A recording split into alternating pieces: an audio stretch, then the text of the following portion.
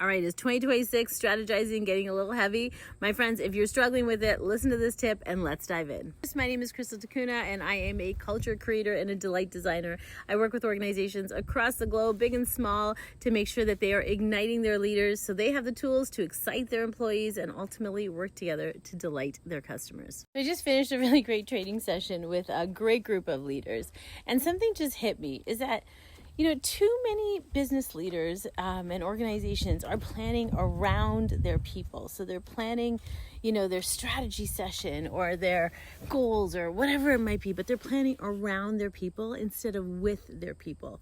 So my friends, as you go into 2026, you got to do things different. Okay, when you change the way you look at things, the things you look at change. And absolutely, we know that to be true. Designing for 2026, if employee experience and customer experience are not top line items in your strategy, in your conversations, in your KPIs, my friends, you're going to struggle. You will be behind the eight ball. Many people were behind the eight ball when social media came out, and they're still behind the eight ball. Now it's this big mammoth project that they have to work on. With the adoption of AI, with economic uncertainty, with create a sense of belonging from a diversity, equity, and inclusion perspective for both your employees and your customers.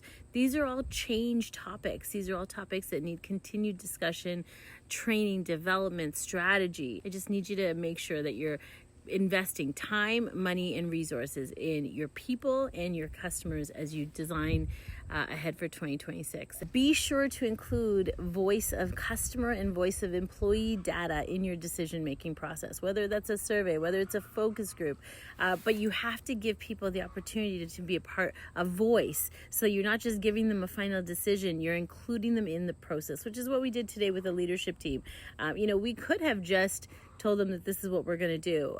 But what we did instead was we engaged them, we got their perspective, and I definitely think we got a better result at the end of the day because we included them in the process, and the buy-in later will be that much more because now they're included. They created it together. So having that voice of employee, voice of customer data goes a long way. Hey, if you need me, I'm here.